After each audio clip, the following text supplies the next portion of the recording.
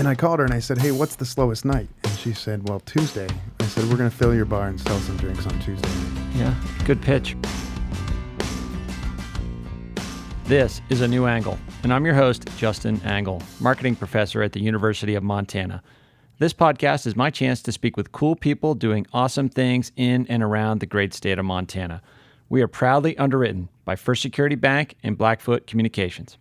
Hey folks, welcome back and thanks for tuning in this week. Super stoked about this episode. It's a conversation with Marc Moss, creator and host of Tell Us Something. This live storytelling event has been such an important addition to the Missoula community. Today we learn more about Marc's story, what he thinks makes for a good story, and where he thinks Tell Us Something is going. I had a great time with Marc, and I'm excited to bring you our conversation right now. Okay, so we're here today with Marc Moss. Marc, thanks for coming on the podcast. You bet, Justin. It's good to be here. So you are the creator and host of the now just, I don't want to use the word infamous, but like it's such an awesome thing. Tell Us Something here in Missoula and beyond, and we're going to talk about that today. So just really excited to have you in studio. Glad to be here. I'm stoked. I have never been a guest on a podcast. You haven't been, but you have your own podcast. That's true. Yeah. Interesting. Well, first time for everything. Yeah. And we're lucky to have you here at Studio 49. You're sipping some drum coffee. And we're starting off the afternoon right here. So first of all, for listeners that don't know, what is Tell Us Something? Tell Us Something. The magic of Tell Us Something happens at the live events. As you said, there's a podcast, but the live events are really where it's at. It's right. Live storytelling. So 8 people have 10 minutes to share a true personal story from memory on a theme. And we pull people from the community that we're in. So we do it 4 times a year here in Missoula, and it happens at the Wilma.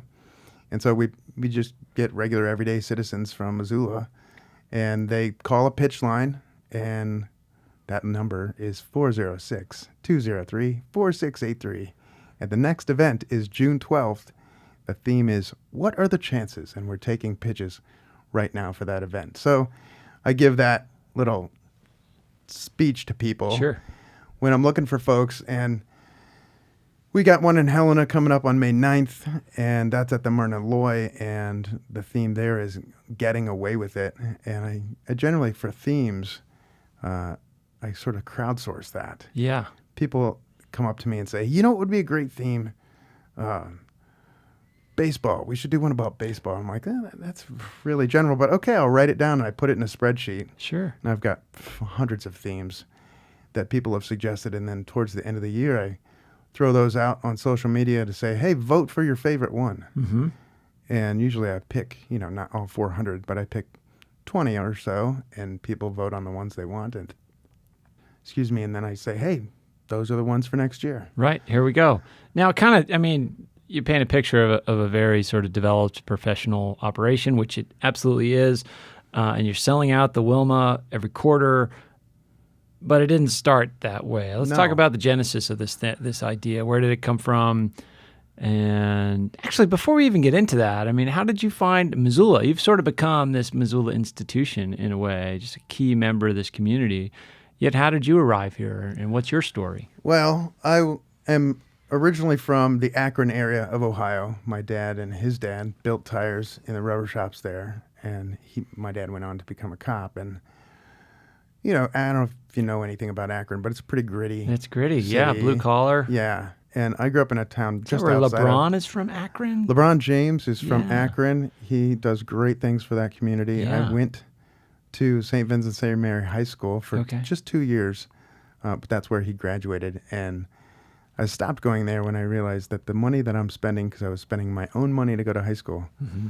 the money that I'm spending would be better spent at college. So I went to the public high school in my town, Cuyahoga Falls. Sure. And then on to Kent State, right? That's right. Kent State University. Graduated in 1995 with a BS in education, and got divorced from my then wife and kicked around Akron for a little bit in my own apartment and working in what is the hip strip of Akron. Trying to imagine what that would be. It's cool. It's called Highland Square, and it has a theater similar to the Roxy and a record shop and gay-owned coffee shop, the first one in town, and I was their first employee. And it was a super fun little area. And then my babysitter from when I was a kid was a seasonal park ranger in Yellowstone National Park. Interesting. Yeah. And she, for years, would come home with slides. Not, this was before Back in the you day. had a camera in your pocket all the time. And she would come back with slides of the park and say, hey, you guys, I had 2 brothers. You guys should come out and check this out. And my youngest brother filled out his application. And I don't know if you've ever filled out an application for a government job. Yeah, it's not super quick enterprise. No, it's a pretty involved process. And he messed up his application and said, I don't care, I'm going to the park anyway. And he got a job at Yellowstone Park Service Stations, which is owned by Conoco. They do good things for the environment occasionally. And he just loved it. And that was in 96, I think he went out. And so I decided I was going to go out to Yellowstone in 97, and I filled out the application, but instead of turning it in, I faxed it to my babysitter. Her name is Tammy. And Tammy said, you filled out page 30 wrong, or whatever page it was. Sure. And told me what I needed to fix, so I fixed it, and then I mailed it the way I was supposed to, and was selected as a VUA, Visitor Use Assistant. Okay. And that was at the south entrance of Yellowstone. It's, right by the Grand Tetons. Mm-hmm. And I was there for 2 seasons, and fantastic. Tetons in the backyard, Snake River in the front yard, access to incredible backcountry that many people don't see. Yeah. And on my days off, I'd volunteer and clear trail and patrol with one of the other on-duty rangers. Mm-hmm. Fantastic. Yeah, and hard to go wrong there. Never Never camped in my life before. That's a long way from Akron. Way long way from Akron. Yeah. So wow. that introduced me to the West. Yep. I ended up in Mammoth Hot Springs, was a ranger naturalist there, Okay. telling the stories of the geology and the history of the park and all that kind of stuff, and telling people to keep away from the elk. And then ended up in Gardner for a while and moved to Bozeman for a hot minute. That town is great for a lot of reasons.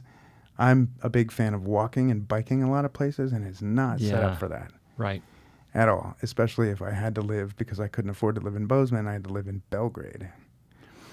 And so I ended up meeting a girl online, and this is way before... This is like the formative time of meeting people online, Yeah, right? this is way before Tinder existed. Is there a story there? There was no Facebook. I can't remember what service it was. Yeah.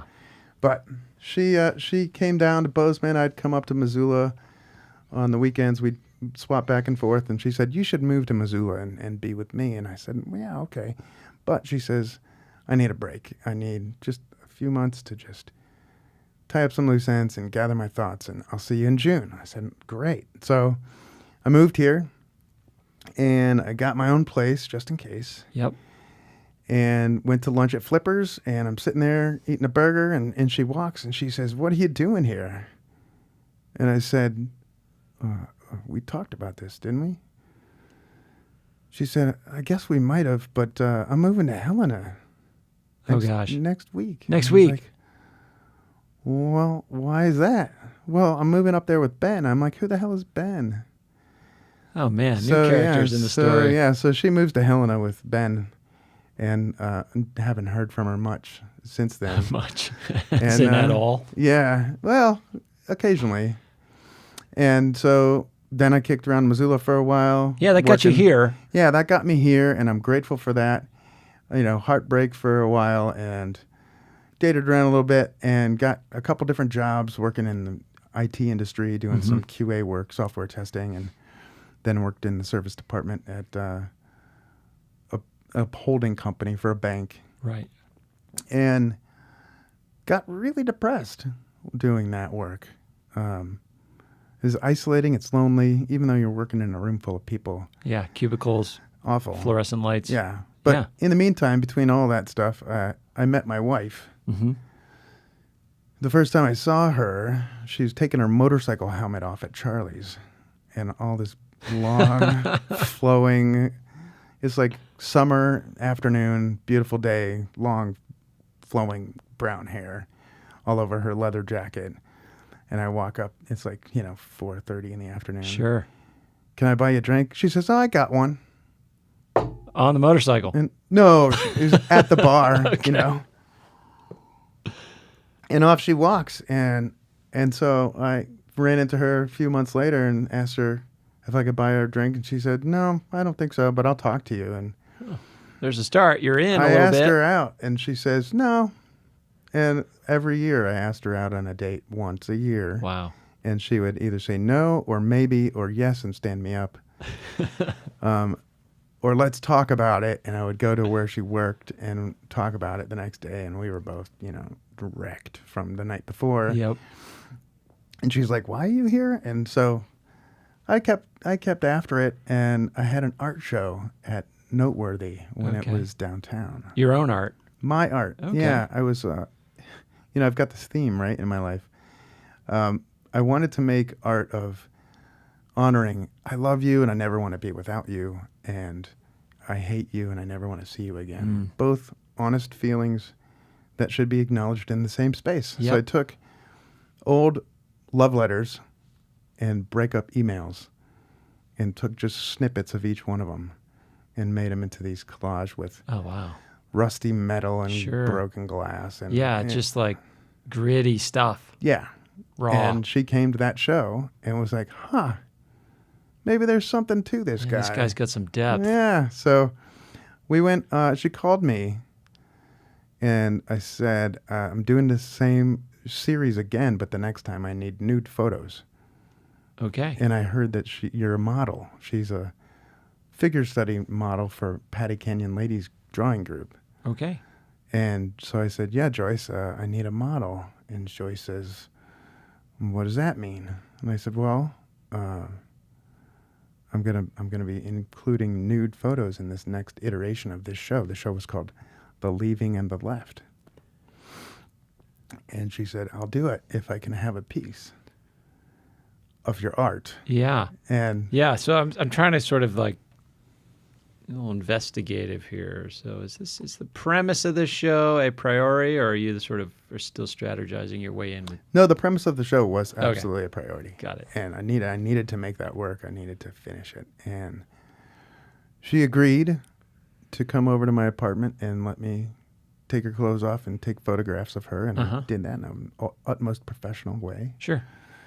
And dropped her off at her house and went on a date with my then girlfriend and started planting seeds for that breakup, hopefully, And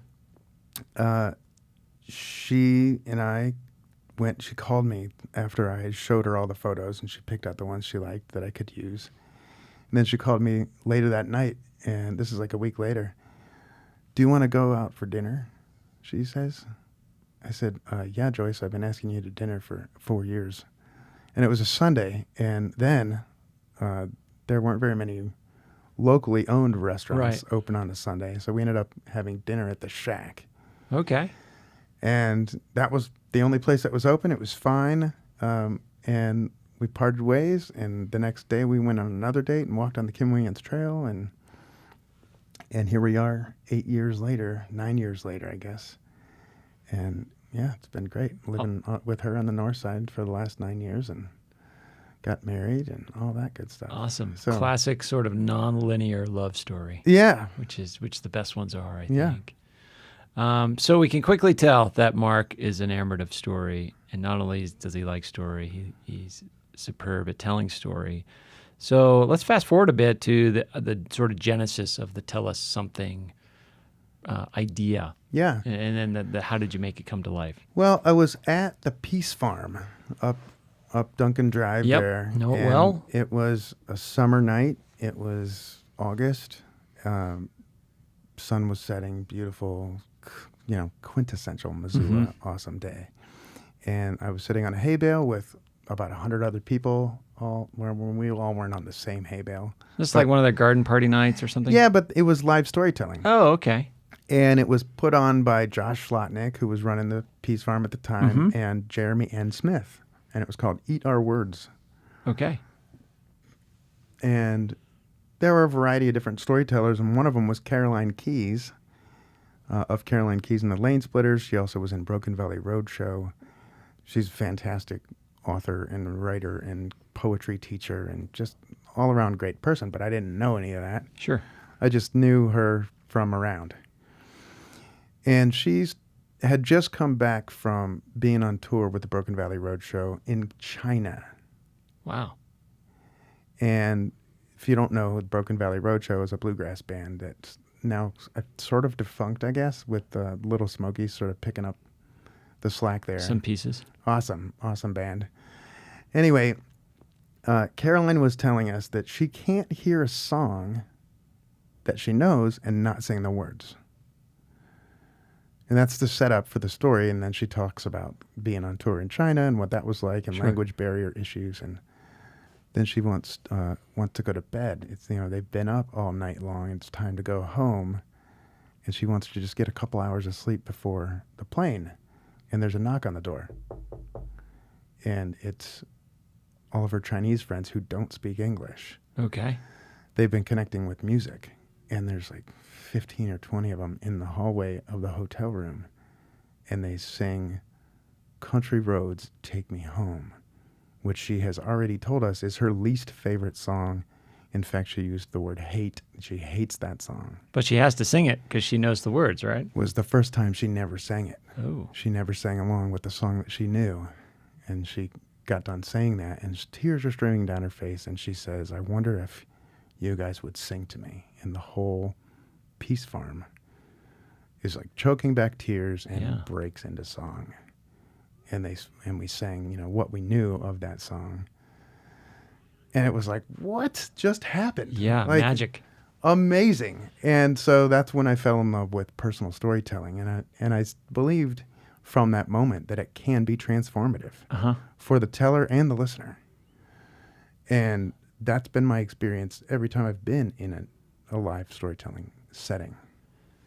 And so this event, was happening up at the Peace Farm in some iteration, and then did you take it over, or did it sort of just morph into what you're doing? Eat Our Words happened twice that I can remember. Okay.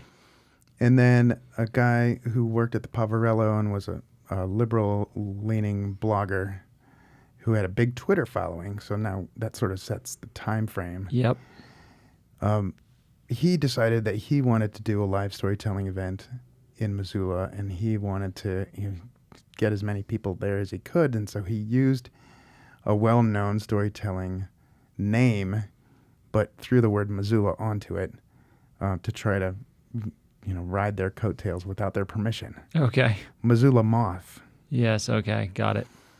Which is ironic because we're going to talk a little bit about the moth coming back through town recently. It was cool. So he does the Missoula Moth. It's at the Badlander, which is a great music venue. I don't know if it's an awesome venue for spoken word stuff. Yeah. Because of the sight lines mainly. And I mean, I have a lot of love for that building and the Ritz, which was the name of that bar when I got to town, and it was one of the best places to see music. But anyway, no theme, no time limit, no vetting of storytellers. Just kind of open mic night, basically. It felt a little bit like open mic night, but stories went on for 20 minutes sometimes. Yeah. And the one that sticks out for me is the Amsterdam story. I went to Amsterdam. It was awesome. And I have no story arc and no details as to why it was awesome. But I'm going to tell you that it was awesome for 20 minutes. 20 minutes, yeah. Brutal. It was just like, come on. And then... Well, and it's brutal it's tough for the listener. But tough for the storyteller, too, because you probably felt, he or she probably felt passionate about this Amsterdam story. Absolutely. And there's probably a great arc and story to be told there, but just no real kind of structured approach to it. Right.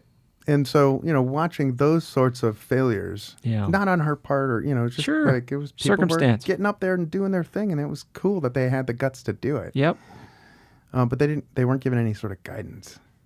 And that happened January, February, March, and April of 2011. Okay. And then Patrick moved to Bozeman, and it fell apart. We were sitting around, I was a storyteller in January, February, and March. I think I was out of town in April.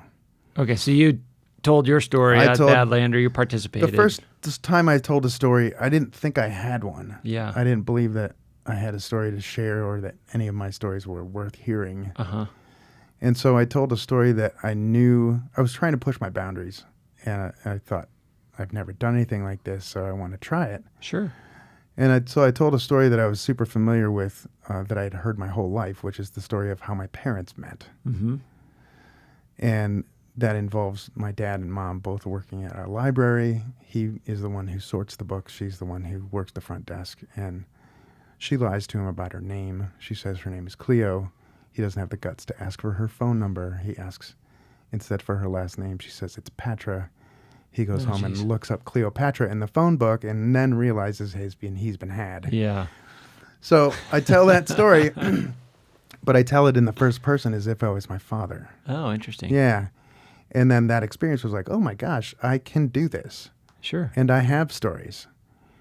And so then the following month I told a story, and then the month after that I told a story, and then I was heartbroken that I couldn't do it the fourth time.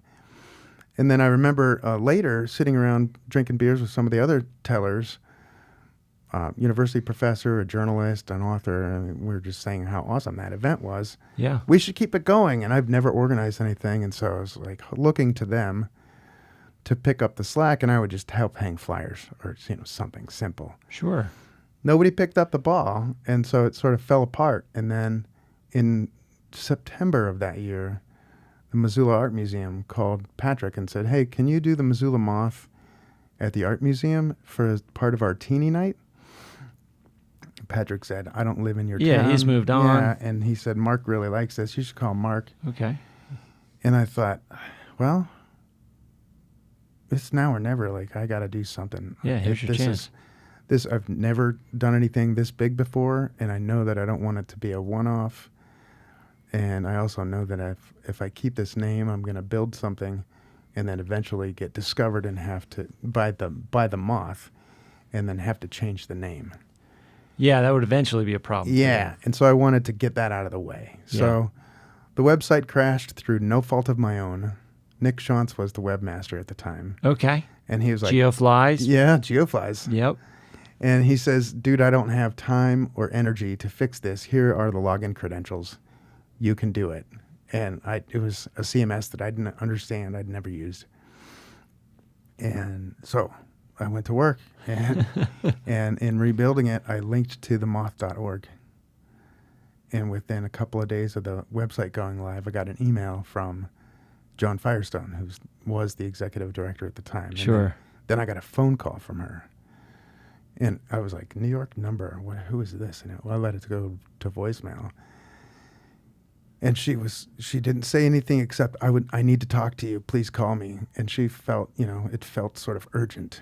Yeah. Urgency in her voice. And I'd never talked to anybody with that kind of authority or before on the phone or even in person, like who was mad at me or I thought probably was mad at me, you know? And so... So not without some nerves that you're making this return phone call. At the time, I smoked cigarettes, and I probably smoked a half a box of smokes while I was on the phone in 15 minutes. Wow. With her. Yeah, I was crazy nervous. And, she says, well, you can't use that name. I appreciate that you want to do storytelling in your town, but you got to use a different name. And I said, well, then you should send me a cease and desist letter. She said, we're a nonprofit. You're going to make us get attorneys? I was like, if you're a nonprofit, you probably have attorneys on call. Like, you're a nonprofit of that size? Yeah. Send me the letter, please. She did. And she said, you have to go all around your city and take down all those flyers. And I was like, are you going to send somebody out here to make sure I do that? Because the event's in 2 weeks, and I'm not taking down the flyers because that's too confusing for people. I'll change the name at the event. Announce it. Be public. Yep. Transparent. And so it was December 2011 we started, and at the Missoula Moth, my first and last Missoula Moth, Tell Us Something was born. Yeah. And I wanted the name to feel inviting. I wanted it to make the storyteller feel like there was a conversation going on, not just someone getting up there and reading from a notebook or whatever. I wanted it to feel like a dialogue. And I wanted there to be some intimacy and give and take between the storyteller and the listener. A New Angle is underwritten by First Security Bank and Blackfoot Communications, two cool companies doing awesome things all over Montana. Hi, this is Steve Albini, and you're listening to A New Angle. And that's why the name was chosen. Yeah. And That's a great name. I mean, hope it that, hits all those notes that you that's just what's described. happening. Yeah. Yeah. And so you started out, where were your first events happening? The first one was at the Missoula Art Museum. And Okay, then, that's right. And then my friend Greta Gar, her dad had just died, and she and her sister took over the Top Hat. Yep. Okay, so you landed at the Top Hat for a while. And I called her and I said, hey, what's the slowest night? And she said, well, Tuesday. I said, we're going to fill your bar and sell some drinks on Tuesday night. Yeah. Good pitch right there. Yeah, That was tight. Yeah. Oh, thanks. That was before I knew anything about pitching anything. Yeah, so for the listener, Mark was so generous with his time and participated in a class we just taught here for MBA students on pitching. So that one was exceptional. Oh, thank you. I didn't even think of it in those terms, but that's what I was doing. Yeah. And she was like, that's great. I mean, even if we don't sell any drinks, it's okay. Sure. Like, I'd love to have you at our place. And we walked, and at the time, it was just me cajoling and twisting the arms of my friends Sure. and saying, like, get people to tell their stories. Please do this. And I didn't have a coaching service at the time. I was just trusting them to do it and to do a good job, because I had heard some of the stories before, and some of them I hadn't heard, but it was like, okay, I trust you. We're going to make sure the audience is listening. Sure. And let's see what happens. And they pulled it off, and I'm grateful for that. And then eventually it grew to the point where we're getting 20 people calling the pitch line for 8 slots. Right. So, and that's what I thought was going to happen at the beginning, right? Yeah. I was, here's this cool idea, and everyone was just going to pound down the door. And yeah, but that these didn't things take happen. time. And Yeah, they but need I didn't know momentum. that. Yeah, of course, you have high hopes right from the beginning and, Right. and ambition and all that. But to get to the point where like people are competing essentially to get on stage and tell their stories, that's pretty remarkable. It is remarkable, and I want to make sure that people don't feel bad if they don't get selected, because it's not a judgment. It's a curation. Yeah. And it's, what's resonating for me and my advisory board at the time. And the theme. I mean, Yeah, somebody could have a great absolutely. story that doesn't fit the theme. Sure. And I've had individuals pitch essentially the same story for years, and I've had them tell it, and it's like, but this is a different version of it. I was like, yeah, it's a different time and place, but it's essentially the same story. Yeah. It's the first time you got high, or the first time you got caught with drugs coming across the border. Like, how many times are you going to try to tell that same story? No, you're not. You're not selected this time. What do you mean? We're buddies. Yeah, I'm sorry. So, I mean, I have to tell people that I know. You got to make hard choices. No.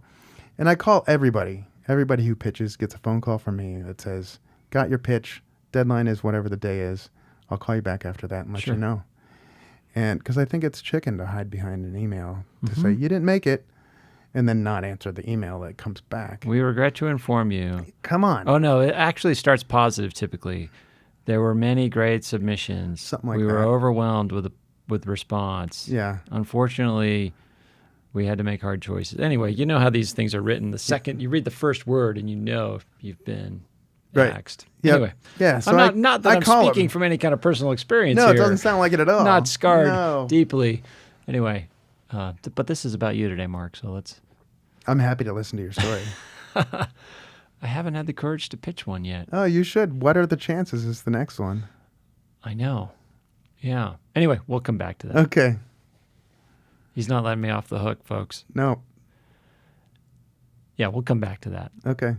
So you're at the Top Hat. You're sort of filling your pitch line. You're filling the seats. At some point, Nick Chakota kind of takes over that organization and decides it's time for you to step up to the Wilma. Yeah, so Right. the Top Hat was closed for remodel, and I held an event at Monk's and realized like how grateful I am that the Top Hat is there. Yeah.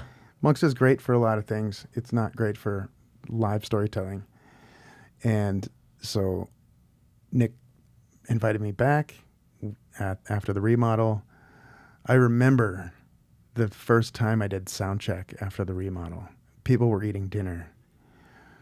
And I got up on the mic, and I didn't even have headphones on. Sure. And I said, sound check, pickle juice, holy crap. I think I might have even said something else. Something a little bit more illicit. And it wasn't intentional. I just can't, because the sound was so Yeah, good. they nailed the renovation. They crushed it in there. It's so beautiful. And so people were arriving, initially we weren't charging a cover. Sure. And people were arriving at 3:00 for a 6:00 show. And Nick said, you need to start charging. And so I did, and nobody blinked. And then he bought and remodeled the Wilma and said, it's time to put your big boy pants on. Yeah. And it's time for you to step it up, and let's go fill the Wilma. And I was terrified. I didn't think we could fill it, number one. Yeah. Number two, and most importantly, I didn't think that we would be able to maintain that level of intimacy in a room that big. Yeah, I mean, those are two reasonable risks. Like, can you fill the seats, and then will it feel the same? Yeah, absolutely. Yeah, and I feel grateful that it does feel the same.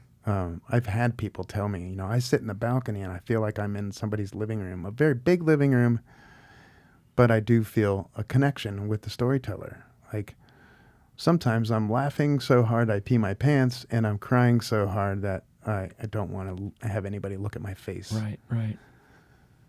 So how many years has it been at the Wilma now? I think the first show at the Wilma was in December of 2016. Okay.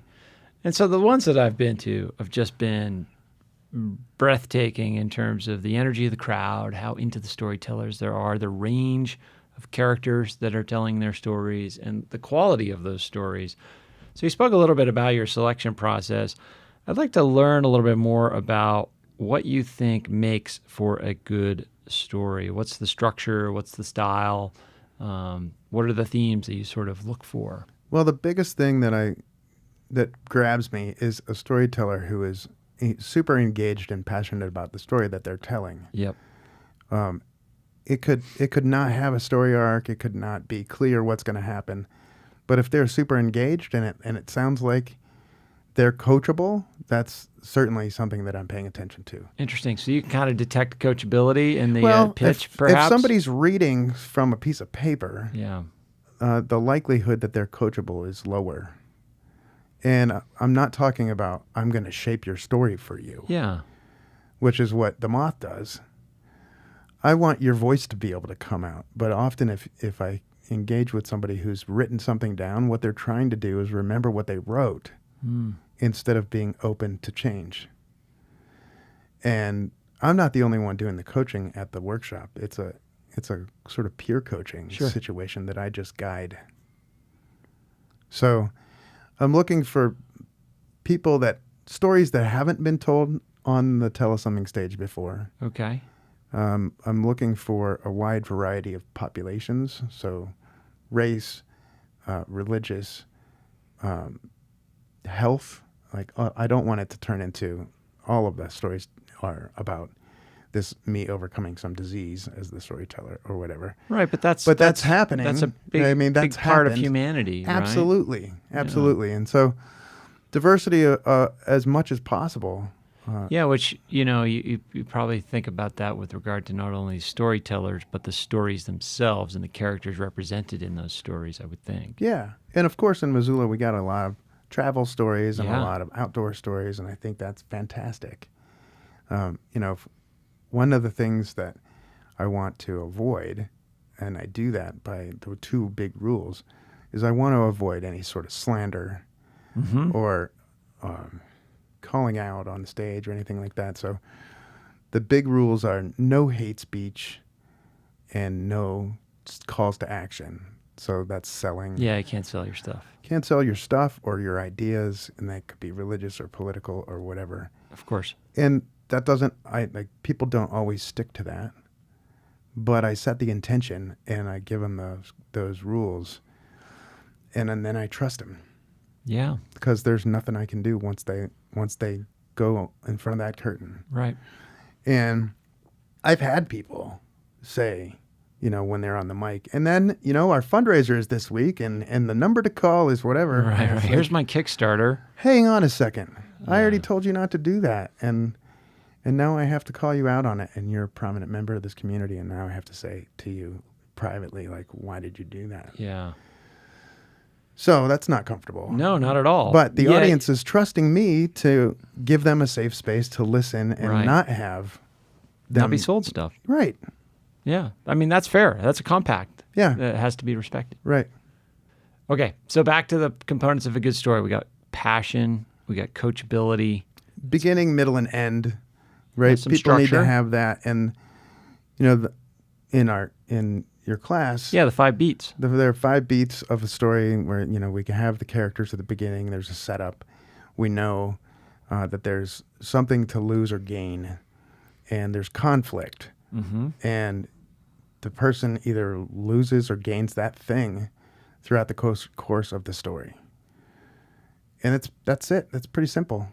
And, we talked about the person falling in a hole story, and that's person's going along, everything's fine, and all of a sudden some terrible thing happens.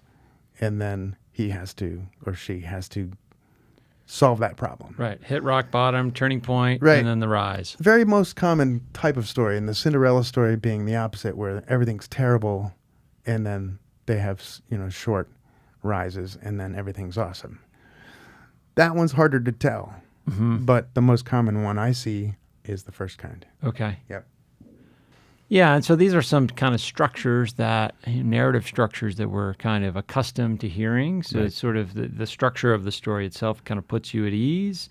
You're not sort of your flight response isn't necessarily activated at a subconscious level. You're just sort of at ease and you're open to the narrative. Right. Right. But it's also fun when somebody takes that structure and turns it on its Sure. head. Yeah. Playing with it is And like one of my favorite ones, this person, his name's Ben Weiss. okay. Super linear guy, very analytical, and I think the theme was busted.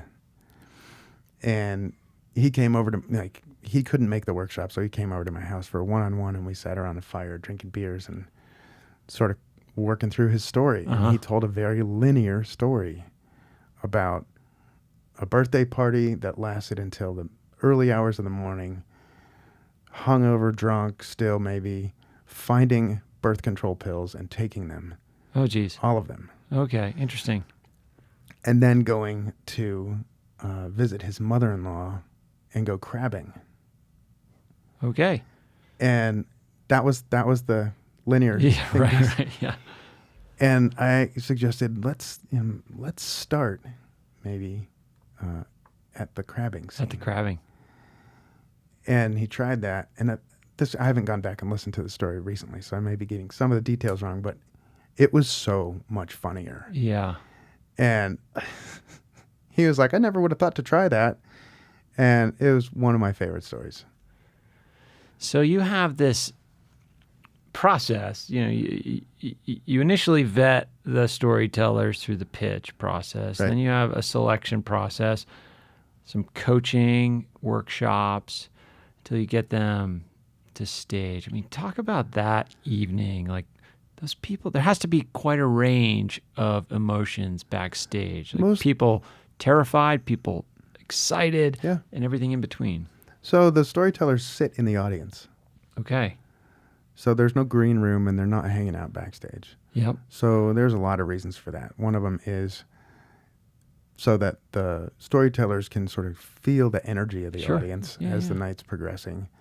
And also so that audience members can just be engaged in what's going on the stage. And then all of a sudden they turn and see that their neighbor is getting up. Yeah, he's And one of us. walk- She's one of us. Exactly. Exactly. I love that. It's so cool. And so, we talk about in the workshop ways to overcome nervousness and ways to calm down and things like that. And everybody, almost all of the storytellers beforehand, come backstage to see, get the lay of the land and look to see where they're going to be and how to get around back Yeah, there. just And the it just basic sort of familiarity. calms them down. Yeah. Yep.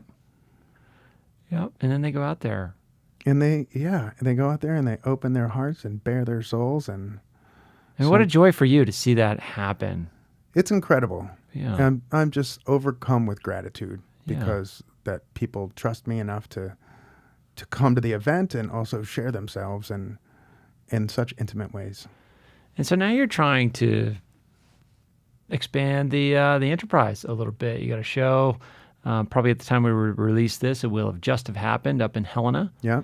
And you've taken it a couple other locations, is that right? Been to Helena for the past 2 years. Okay. At a small venue that's a remodeled funeral home. Okay, It's interesting. pretty awesome. Yeah. It's like a chapel. The chapel of the funeral home is where the events take place. It's a place called Free Ceramics. And this has got to be the sort of event that kind of takes a community a while to figure out. Yeah. Right? I mean, it took you a while to kind of get traction here not so much from a customer standpoint, but more so, I think, from just like a cultural standpoint. Like, what is this about? Right. Why would I want to And what are you- participate? And what are you doing in my town? Yeah, there's a little bit of that Yeah. too. Are you trying to sell us something? Right. And, what do you want me to do? And so I've had to do a lot more recruiting Yeah. in other towns. And so I've been to Helena for the past 2 years in a venue of about 150 people. And Okay. last year we sort of hit capacity there. Mm-hmm. So this year we're booked the Myrna Loy, which is a capacity of 300. Yeah, quite a bit bigger. Quite a bit bigger. And we were in Butte in November for the very first time. Okay. And that was in a room of 300 as well. The room is not set up for spoken word, and I didn't figure that out until afterwards, listening to the recording. In a live environment, reverberation and echoing isn't very noticeable to the listener. Right. On a recording, it's very, very noticeable. Sure, and that's a problem because you're subsequently putting this content out as a podcast. I know the live event comes first, but the podcast is part of the Yeah. platform at this point. Yeah, and that was a big learning curve for me, being in a new room like that. Yep. And initially I was just really upset. And I was blaming everybody but myself. But it's my fault that Sure. I didn't do my due diligence. But I can't release that as the podcast. Right. Because right. if somebody comes along who doesn't know anything about us and that's the first time they listen, That's their they're entry not coming point. back. Yeah. Yeah. So I came to peace with all of that, and I still think that the story should be available to people. So I'm and this is actually happening in the last 3 days. Okay. I've figured out the decision happened, a month ago, but I just started working on it. The solution, which is, I'm going to burn CDs for the storytellers.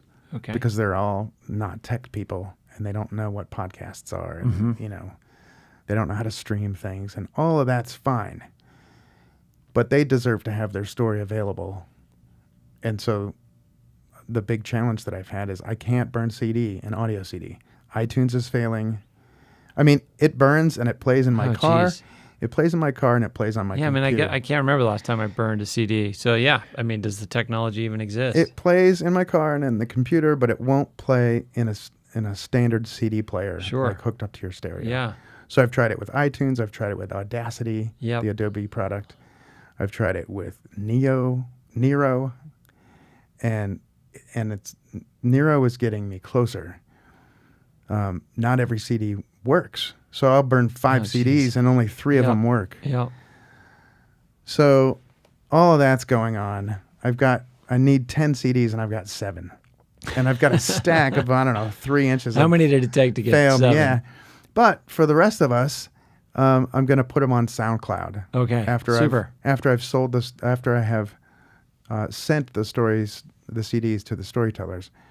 And then that was another challenge because I haven't logged on to SoundCloud in, I don't know, since 2016. Yep. And I can't remember my password. And so they do a password reset and we don't recognize that email address. Gosh. Yeah. So come to find out that the email address that's associated with my SoundCloud account doesn't exist anymore. So I had to go through support, and they gave me a number that they wanted me to put in the about section of my social media accounts to prove who I am. Wow. And so I did. I mean, this is crazy. This is the story. It was amazing. Louise. Like You're a pro. What a great solution that they came up with. Yeah. Please believe me, that was my thing. I am who I say it. And no, of course not. I'm not a bot. Yeah, of course they're not going to believe that. And so Yeah. they gave me a way to solve the problem, which was awesome. Nice. Yeah. So now you get the content on SoundCloud. And It will be. it will I be. just got the account unlocked today and Okay. associated with the correct email Crack the address. code, so to speak. Yeah. Well done. So that'll be up hopefully by the end of the week. So What's next for this thing? You're trying to expand out to some other locations. You're doing this thing quarterly here, kind of at capacity in Missoula. You've also got a budding kind of storytelling workshop, coaching, teaching practice. You want to talk a little bit about that part of your portfolio? Sure. So I've been guest teaching and I taught in your class. Absolutely. And that was awesome. Super fun. So fun. And I've never had 15 hours of, immediate classroom. I need to stay in the room like I did with you. And that was intense. Those are intense weekends. And Really this class intense. in particular is particularly emotionally engaging. Yeah. So that was great. Yeah. So now you've got this budding coaching workshop practice. You're sort of sharing your expertise and knowledge all over town. Yeah. It's been a lot of fun. The first one I did actually was last year. Okay. In a corporate setting. Dina Messour, is that how you say her last name? Director of the Mansfield Center. Yeah, she called and asked me if I would come and talk to her class that she brings in every year. Awesome. I think there were 30 high school teachers from around the world. Wow. And she wanted me to do a little bit of coaching, but also talk about using story in the classroom because I teach through Spark in the middle schools. I teach storytelling in the Missoula County Public Schools system. And we can talk about that if you want to, but she said, we've got all these teachers coming in from all over the world, and I think it would be cool to talk about stories in the classroom.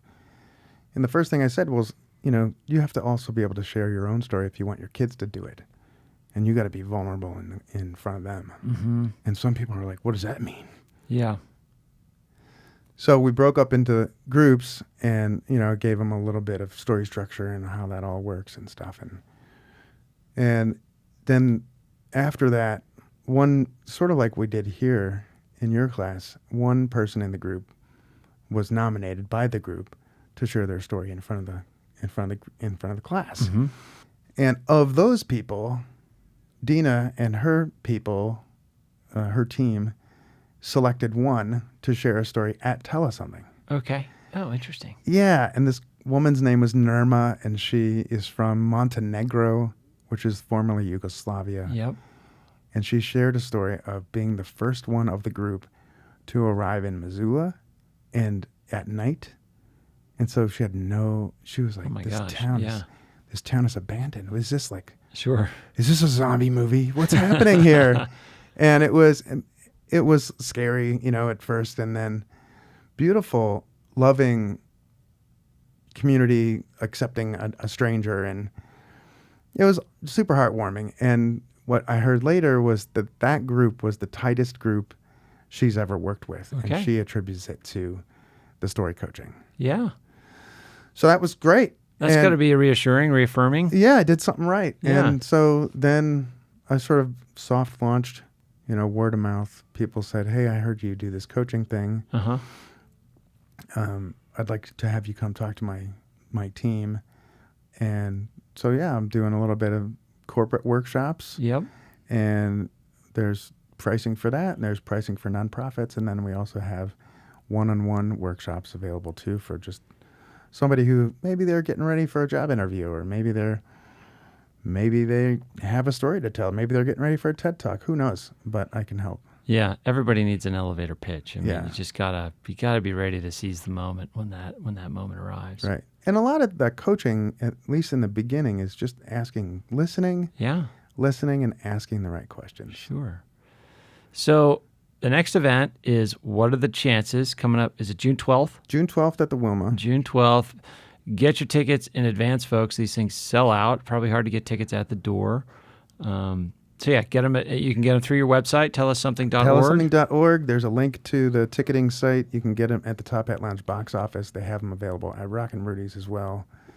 That's June 12th at the Wilma. What are the chances? We also, I think by the time this comes out, we'll still be accepting pitches. Okay. Yeah. We're like mid-May, so probably. Yeah, I think so. I can't remember off the top of my head what the pitch deadline is. Okay, so how do you do a pitch? Call 406-203-4683. You have 3 minutes to tell me the beginning, middle, and end of your story. Okay, so that's a pro tip there. Beginning, middle, and end. Like, put some structure to it. And in 3 minutes, you don't really have much time to do more than that. Yeah. It doesn't have to be a fully developed story. don't use that 3 minutes to tell me any of your contact information. It's a Google Voice number. It records your phone number. Sure. Yeah, you're being tracked. I will call you right back. And so you don't have to give me your email address or any of that. I call you back. I get your contact info if I need it from you on the phone. And then after the pitch deadline expires, then I call you and say, hey, you're in or you're not. Okay.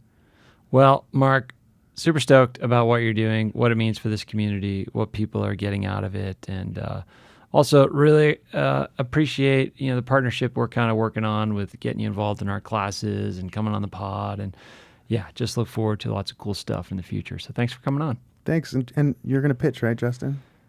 I will pitch. I don't know if it'll be for this one, but okay. I will pitch. Okay. All right. Thanks, I'm going to Marc. hold you to it. I'm sure you will. Thanks for having me on. Okay, super fun conversation with Marc. Hope you enjoyed it as much as I did.